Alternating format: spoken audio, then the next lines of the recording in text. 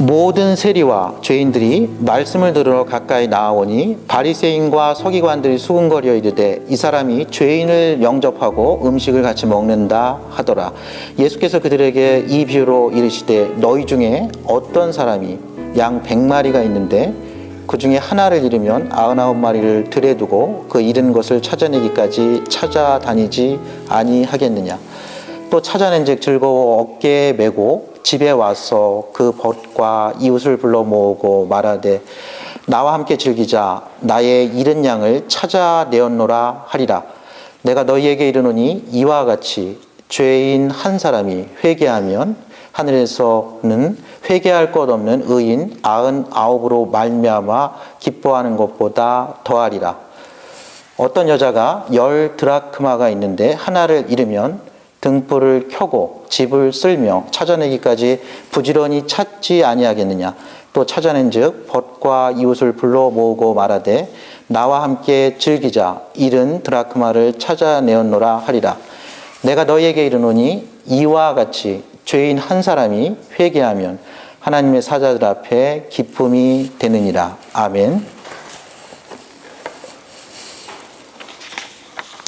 오늘 본문이 속한 이 누가복음 15장에 정말 성경에서 굉장히 가장 유명한 비유 이야기 중에 하나가 담겨 있죠. 오늘 말씀이 다음 바로예요. 이어지는 그 15장 11절부터 그 탕자의 비유가 있는 그 성경 본문입니다. 여러분들, 오늘 누가가 이 바리새인과 서기관들 앞에서 이 모든 세리와 죄인들이 예수님과 가까이 하면서 함께 먹고 마시는 것을 보고 그들이 수군거렸을 때 예수님이 이 비유를 들어서 말씀하신 겁니다. 제자들이 이 자리에 있었고요. 당시에 예루살렘의 종교 지도자들이 여기서 수군거리고 있었고요. 여기서 수군거렸다는 것은 조그만 목소리로 불평했다는 말입니다. 또 이러시는구나. 또 세리들과 또 죄인들과 또 창기들과 음식을 같이 먹고 마시는구나. 죄인들을 가까이 지내는구나.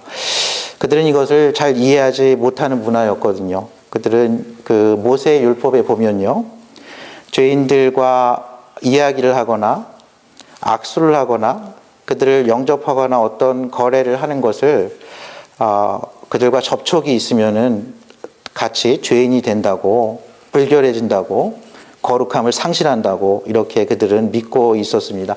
음식을 같이 먹는 것은요, 최고의 교제의 행위입니다. 이것은 용납하기 어려운 그런 행위였죠. 예수님이 3가지 비유를 들어 보이는데 첫 번째는요, 목자의 비유입니다. 양이 100마리가 있다.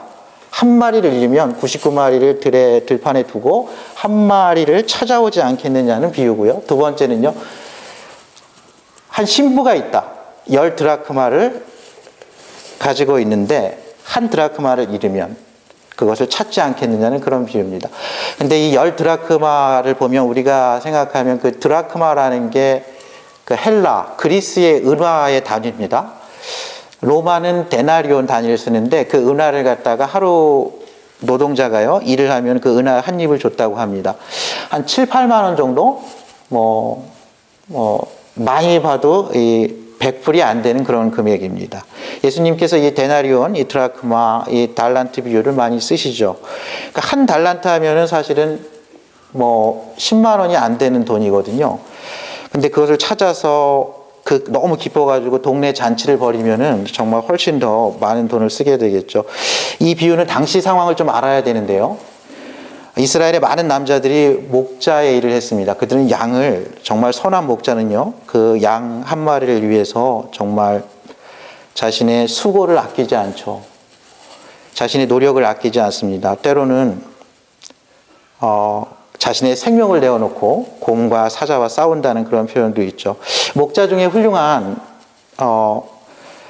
하나님의 지도자들이 많이 나왔습니다. 다윗도 목동 출신이죠. 골리앗과 싸울 때 너는 칼과 창과 단창으로 나오지만 나는 만군의 여호와 하나님의 이름으로 나간다고 하면서 내가 양을 칠 때에 하나님께서 그 맹수들로부터 나를 지켜줬기 때문에 너로부터도 당연히 지켜주고 내가 승리할 거라고 하면서 골리앗과의 싸움에 나아갑니다. 많은 선지자가 목자 출신입니다. 예수님께서도 친히 선한 목자 비유를 쓰죠. 선한 목자는 양을 위해서 자기 목숨을 내어주기까지 사랑하고 나는 선한 목자로 너희에게 왔다고 하면서 양이 나를 통해서 꼴을 먹고 풍성하고 영원한 삶의 길로 이른다는 말씀을 썼습니다. 오늘 또 하나의 이 비유, 이 여성의 비유는요, 당시에 여성들이 결혼 예물로요, 10드라크마를 엮은 이런 어떤 장식을 받았다고 합니다. 그러니까 10드라크마가 이렇게 줄로 이렇게 연결을 하는 거예요. 그래서 이렇게 머리에 장식으로 이렇게 쓰고, 지금 가장 가까운 게 있다 그러면 결혼 반지 같은 결혼 예물 중에서 가장 소중하게 여기는 거, 샤워할 때나 잠을 잘 때나 어디 갈 때, 어떤 모임에 갈 때 꼭 가져가는 그런 장식 같은 거죠. 10개가 있어야 제 기능을 하는 겁니다. 하나를 잃은 거죠. 그 다음 비유는 그 유명한 두 아들이 있는데 둘째 아들이 멀리 간 후에 그 아들이 돌이켜서 왔을 때 아버지가 잔치를 벌이는 그 비유입니다. 여러분들 이 세 가지 비유에 공통점이 있어요. 이 잃어버린 둘째 아들이 돌아온 비유, 잃어버린 드라크마를 찾은 이 한 신부의 비유, 잃어버린 양 한 마리를 찾은 이 선한 목자의 비유에 보면 공통점이 있습니다. 첫 번째는요, 무엇인가 잃어버렸다는 거예요. 목자는 한 양이 어떤 이유에든지 그 무리에서 잃어버리게 됐습니다. 이 한 여인은요, 어떤 이유인지 모르지만 한 드라크마를 그 10드라크마 그 꾸러미에서 잃어버렸어요. 한 아버지는요, 두 아들이 있었는데 한 아들이 자신의 분깃을 달라고 하더니 멀리 가서 그것을 다 탕진하고 돌아오는 그 비유입니다. 이 세 가지 비유에 또 공통점이 있는데요, 그것을 찾아다니는 분이 있다는 겁니다. 첫 번째 비유에서는요, 이 목자가요, 이 양 한 마리를 찾기 위해서 99마리를 들에 두고요, 그 잃은 것을 찾아내기까지 찾아다니지 아니하겠느냐. 이것을 보면요, 언제까지 찾는 거냐면요, 나는 이 71마리 양을 반드시 찾겠다는 그런 마음이에요. 그런 수고입니다. 그런 의지예요. 찾아내기까지. 나는 이 양을 내가 찾을 때까지 계속 온 들판을 헤매고 다니겠다는 이 목자의 마음입니다. 이 목자의 마음이. 두 번째 마음은요, 어떤 여자는요, 8절에 보면 하나를 잃으면 등불을 켜고 집을 쓸며 찾아내기까지 부지런히 찾지 아니하겠느냐. 이 여인도요, 내가 그 한 드라크마를 찾아낼 때까지 등불도 켜두고요, 집도 쓸고 부지런히 집 여기저기를 찾아낼 때까지 계속 찾는다는 이야기입니다. 세 번째 비유에서는요, 아버지가요, 이 아들이 돌아오기까지 계속 기다리고 있습니다. 이 아들이 돌아올 때까지 계속 기다리는 아버지가 있어요. 이 비유에서 또 세 번째 이 비유의 공통점은요, 하나님께서 이 비유를 얘기하면서 죄인 한 사람이 회개하면 하늘에서 기뻐한다는 말을 같이 연결하고 있다는 거예요. 여러분들 양이 회개해야 할 게 별로 없잖아요. 드라크마가 회개할 게 별로 없을 것 같아요. 예수님께서는 이 앞에 이 두 가지 비유를요, 돌아온 탕자의 비유에 그 인트로로 깔고 있습니다. 돌아온 탕자의 비유에는요, 이 둘째 아들이 이제 먼 곳에 가서 허랑방탕하게 재물을 다 썼어요. 남 밑에 가서 일을 하는데 돼지 지업 열매로 배를 채우기도 어렵게 됐어요. 그랬더니 드디어 정신이 번쩍 들었다고 합니다. 오늘 누가복음 15장 17절에 보면요, 이에 스스로 돌이켜 이르되 내 아버지에게는 양식이 풍족한 품꾼이 얼마나 많은가. 스스로 정신을 차렸다는 거예요. 나는 여기서 줄여 죽는구나. 내가 일어나 아버지께 가서 이르기를 아버지, 내가 하늘과 아버지께 죄를 지었사오니. 먼저 스스로 돌이킵니다. 아, 내가 이제 일어나서 아버지에게 가야겠구나. 내가 아버지께 큰 죄를 지었구나. 이렇게 고백합니다.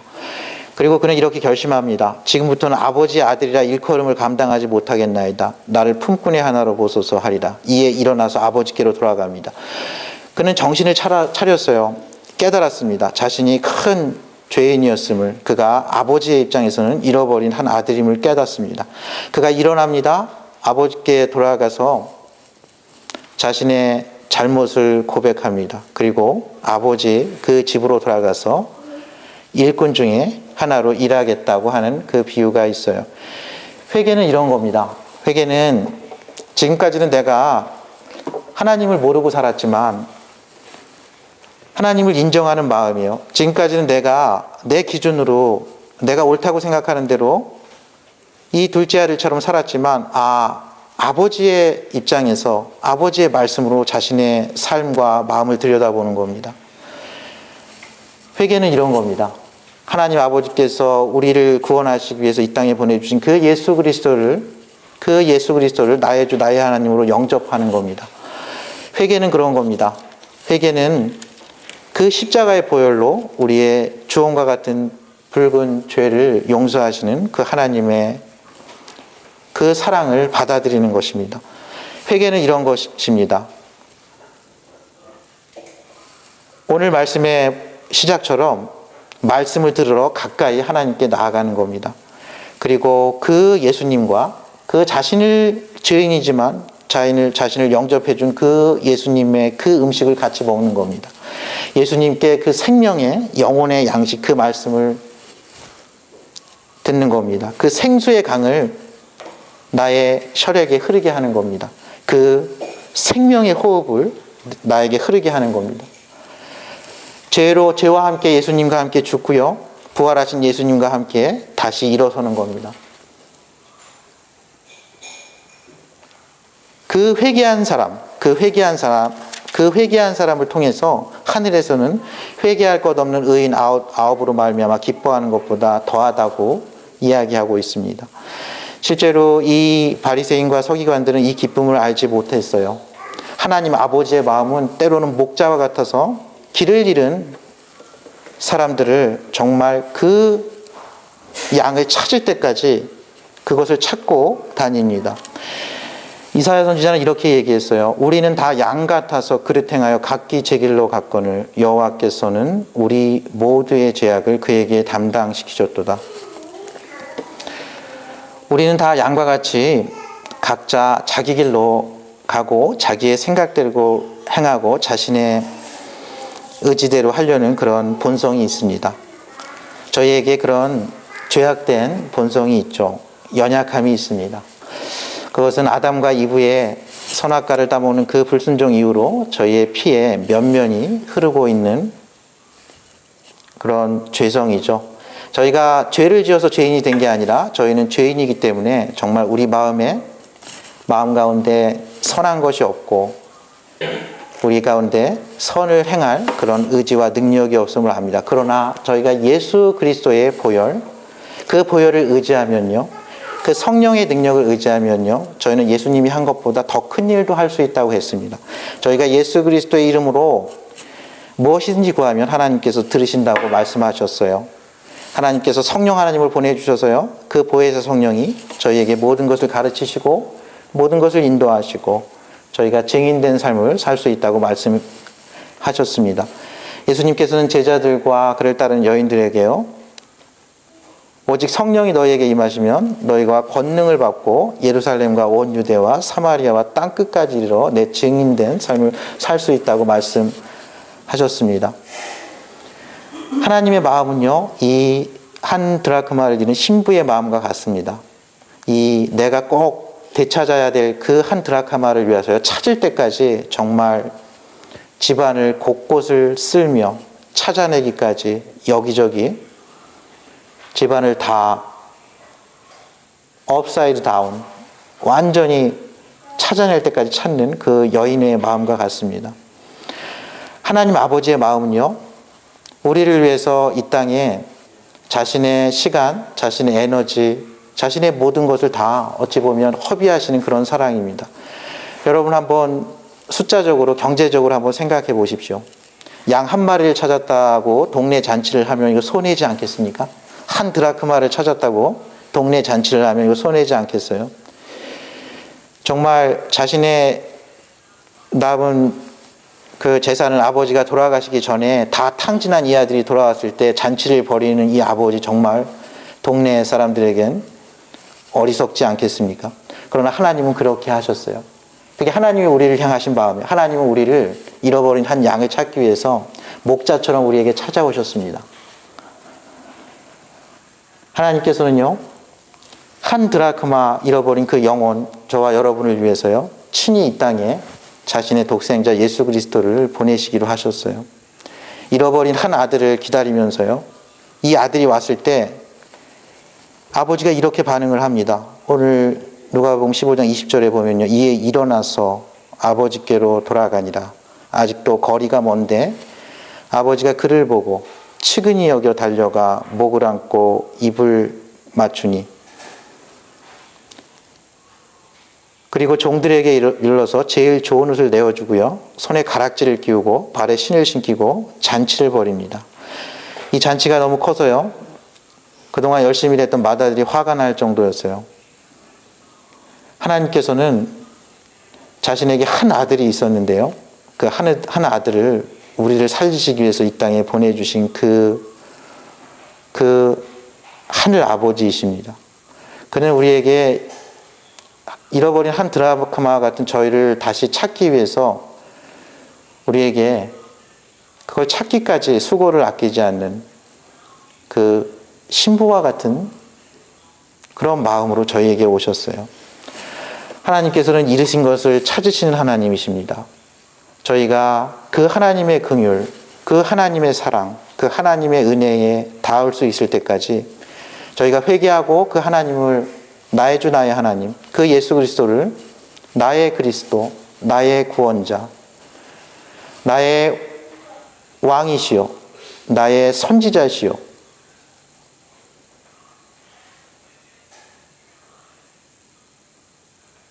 나의 선한 목자시요, 나의 메시아심을 고백할 때까지 저희가 그렇게 인격적으로, 개인적으로 회개하기를 그렇게 기뻐하시는 분이에요.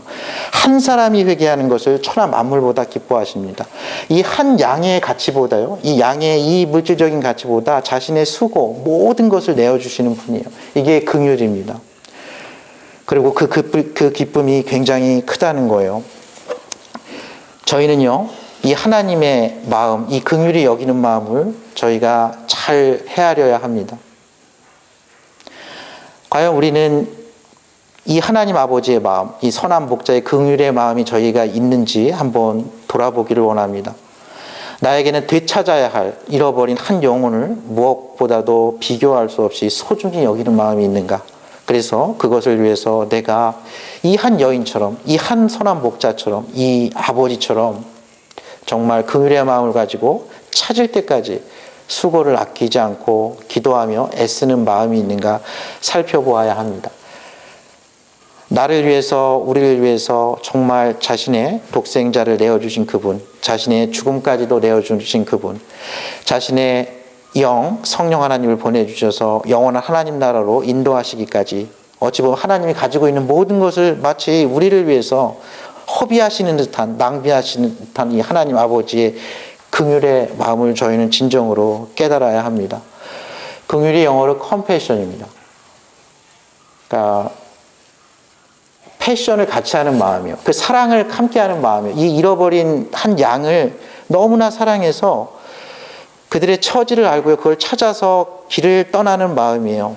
그 한 드라크마에 대한 그 사랑, 나에게 준 그 결혼 예물, 정말 너무 소중하기 때문에 정말 그 가치는 물질적으로 얼마 될지 모르지만 정말 천하 만물보다 그 영혼을 소중히 여기는 그 마음으로 그 잃어버린 것을 긍휼히 여기는 마음, 그 잃어버린 자를 불쌍히 여기는 마음, 그걸 위해서 수고를 아끼지 않는 그 마음, 그것이 바로 컴패션입니다.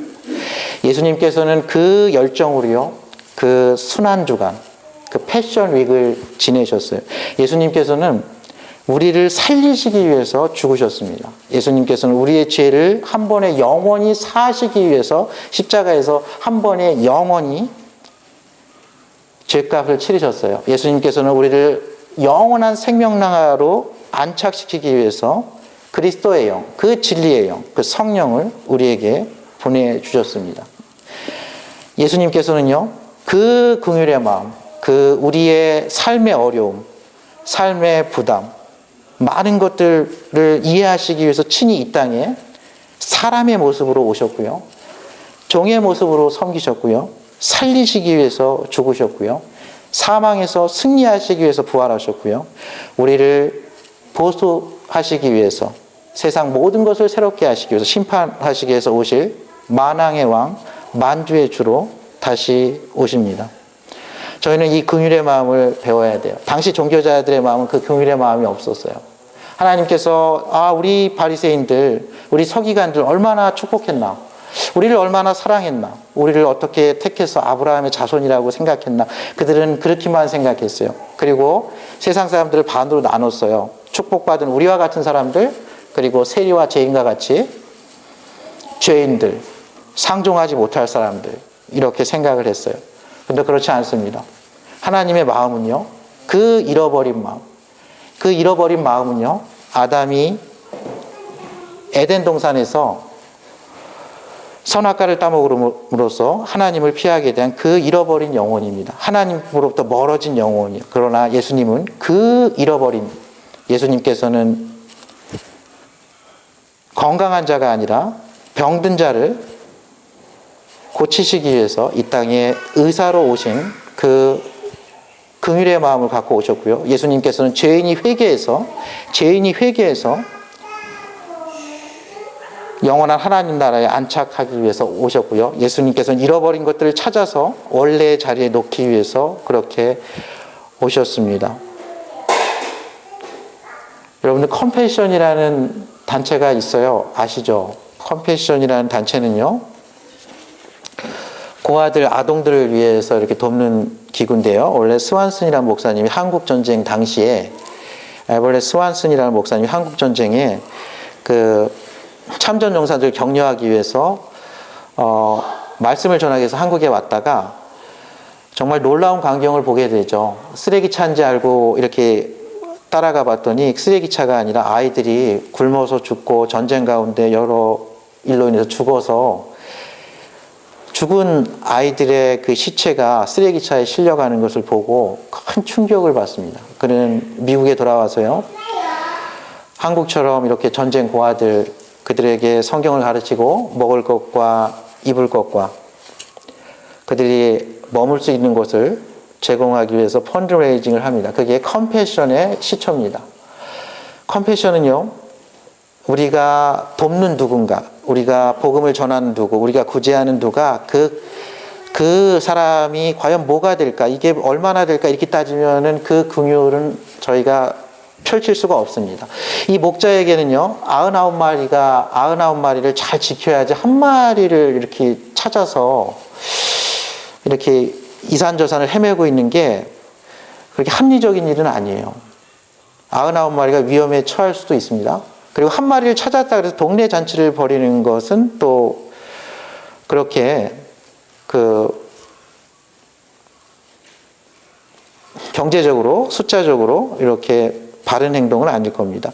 이 신부도요, 이 한 드라크마의 가치는 그렇게 크지 않거든요. 그러나 하나님께서는요, 이 아버지의 마음으로 그 잃어버린 한 영혼을 봅니다. 저는 스완슨 목사님이 그랬을 거라고 생각해요. 하나님께서 정말 그 긍휼의 사역, 그 컴패션 사역을 하고도 남을 만큼 스완슨 목사님을 축복했다고 생각합니다. 스완슨 목사님이 정말 하나님의 놀라운 긍휼, 놀라운 사랑, 그것을 받았기 때문에 하나님이 나를 얼마나 불쌍히 여겼는가, 하나님이 나를 얼마나 긍휼히 여겼는가, 하나님이 얼마나 나를 사랑하는가, 하나님이 얼마나 나에게 선한 목자인가, 하나님이 얼마나 나에게 선한 신부인가, 하나님이 얼마나 나에게 은혜롭고 자비로운 아버지인가를 생각했을 거라고 생각해요. 긍휼은요, 이렇게 순환을 합니다. 긍휼히 여김을 받은 사람이 긍휼히 여김을 받을 수 있어요. 저희 교회는 큰 결단을 내려서 하나님께서 그 잃어버린 영혼을 찾는 그 일에, 저희는 기쁘게 선교 헌금을 합니다. 감사의 헌금을 합니다. 근데 저희가 그 헌금을 하는데 저 먼저 생각하셔야, 같이 저와 여러분이 생각했으면 하는 건요, 하나님께서 저희를 그거 이상으로 긍휼히 여기셨다는 것을 꼭 기억하시기 바랍니다. 하나님께서는 잃어버린 저와 여러분을 긍휼히 여기셔서 저희를 찾아오셔서 저희를 다시 양의 우리로 인도하는 선한 목자이십니다.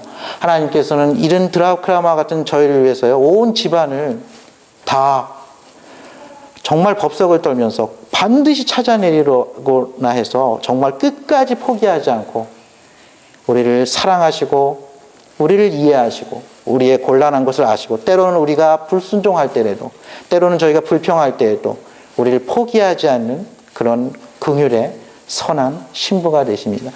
하나님께서는요, 우리가 스스로 돌이켜 하나님 앞에 돌아와서 하나님께 회개 자복하고 하나님께 기도할 때까지 기다리시는 그런 이 아버지와 같은 그런 긍휼의 하나님이십니다.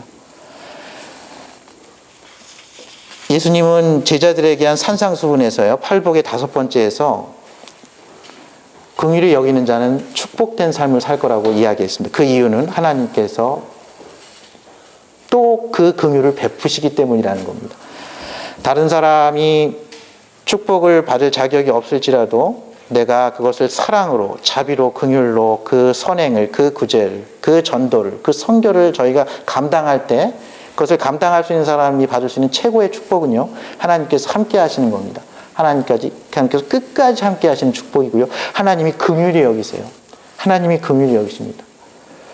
선교 사역에 열심히 하는 교회를 하나님께서 저버리지 않습니다. 자신의 마음을 펼치는 교회를 하나님께서 쓰실 수밖에 없습니다. 하나님은 긍휼의 하나님이세요. 저와 여러분이 긍휼을 베풀 힘을 하나님께 구하는 기도를 하기를 원합니다. 긍휼을 베풀 수 있는 비결은 딱 하나예요. 저희가 먼저 긍휼히 여김을 받아야 돼요. 저희가 다른 사람을 사랑할 수 있는 비결은요, 저희가 먼저 풍성한 사랑 위에 거해야 합니다. 저희가 다른 사람을 인도하기 위해서는요, 먼저 저희는 하나님께 인도함을 받아야 합니다. 다른 사람이 정말 기도하는 삶을 살기를 원하면 저희가 먼저 기도해야 합니다. 하나님 나라의 법칙이에요. 저희는 예수님께서 저희에게 선한 목자와 선한 신부로 오셨듯이 저희는 저희의 삶에 저희와 다른 사람들, 다른 문화권에 있는 사람들, 정말 가까이 하기 어려운 사람들을 긍휼의 마음을 품을 수 있도록 하나님께 기도해야 합니다. 끝까지 하나님께서 찾을 때까지 내가 그 선한 목자, 선한 신부, 그 예수 그리스도의 발자취를 쫓아 그 제자된 삶을 살 수 있도록 하나님께 기도해야 합니다. 예수님의 긍휼과 자비가 가장 필요한 사람은요, 바로 저와 여러분입니다. 그리고 저와 여러분, 예수님의 자비와 긍휼을 충만한 저희를 통해서 하나님은 계속 이 세상에 잃어버린 영혼을 하나님께로 돌이키는 그 일을 계속 감당하기를 원하십니다. 성경은요, 놀라운 하나님의 사랑과 긍휼의 이야기입니다. 그 이야기는요, 아브라함 때도 시작됐고요, 예수님 때도 시작됐고요, 그 스완센 목사님에 의해서 시작됐고요, 지금은 저와 여러분을 통해서 그 사역을, 그 사랑을, 그 긍휼을 계속 베푸시길 원합니다. 저와 여러분의 남은 여생이요, 하나님의 그런 놀라우신 긍휼하심, 놀라우신 축복 충만하게 누리는 그런 축복된 인생 되기를 예수 그리스도 이름으로 축원합니다. 함께 기도하시겠습니다.